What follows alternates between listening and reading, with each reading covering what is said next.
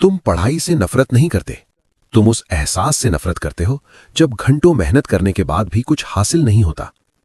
वहां बैठे रहना, पन्नों को घूरना, सोचना कि तुम मेहनत कर रहे हो, लेकिन अंदर से तुम जानते हो कि कुछ याद नहीं हो रहा। और वही फ्रस्ट्रेशन धीरे धीरे तुम्हारा कॉन्फिडेंस मार देती है। तुम खुद पर सवाल उठाने लगते हो, शायद मैं इतना स्मार्ट नहीं हूं, शायद ये मेरे बस की बात नहीं।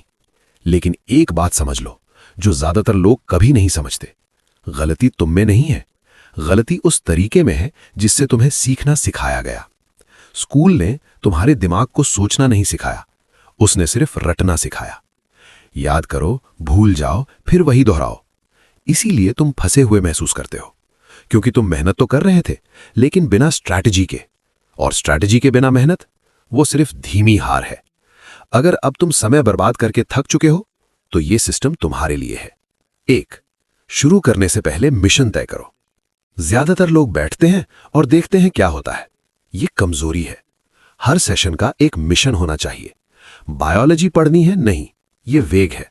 बोलो, मुझे ये 3 कॉन्सेप्ट समझने हैं, मुझे 15 सवाल सॉल्व करने हैं, मुझे 10 पॉइंट्स याद करने हैं। स्पेसिफिक टारगेट तुम्हारे दिमाग को फोकस करवाता है। बिना टारगेट के दिमाग भटकता है, और भटका हुआ दिमाग कभी नहीं जीतता। 2. अपनी मेंटल एनर्जी बचाओ।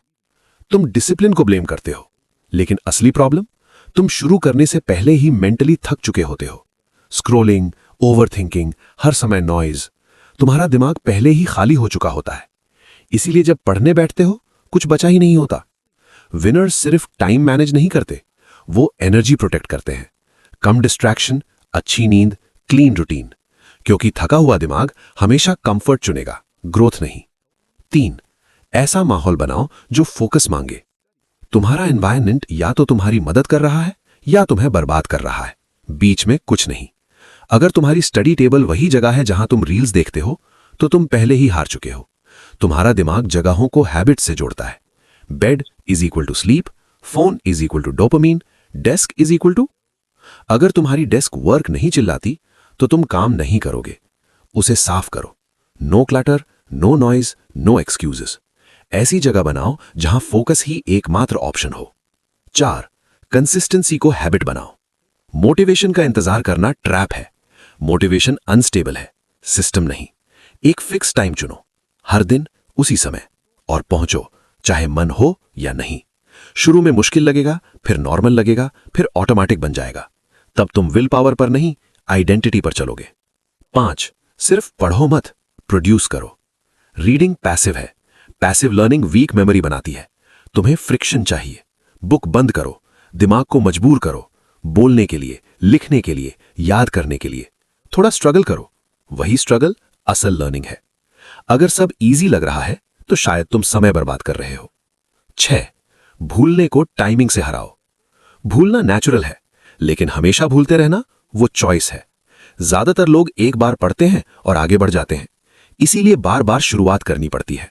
इसके बजाय सही समय पर वापस पढ़ो, न बहुत जल्दी न बहुत देर से। गैप देकर रिवाइज करो। हर बार वापस आने पर वो और मजबूत होगा, जैसे मसल ट्रेन होती है। टाइमिंग मिस किया तो स्ट्रेंथ खत्म। 7. मेजर करो वरना एवरेज रहो। तुम सोचते हो तुम इंप्रूव कर रहे हो, लेकिन प्रूफ है? कल कितने घंटे फोकस किया, क्या सीखा, कहां फेल हुए? अगर ट्रैक नहीं करोगे तो कंट्रोल भी नहीं करोगे। सिंपल।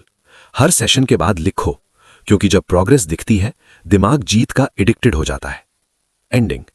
ज्यादातर लोग इसे इग्नोर करेंगे, वापस जाएंगे पुरानी हैबिट्स में, पुराने एक्सक्यूजेस में, पुराने रिजल्ट्स में। लेकिन कुछ लोग इसे सीरियसली लेंगे, अप्लाई करेंगे, रिफाइन करेंगे, ओन करेंगे। और वही लोग सिर्फ एग्जाम पास नहीं करते, उसे डोमिनेट करते हैं। तो सवाल सिंपल है, क्या तुम वही रहोगे या लेवल अप करोगे?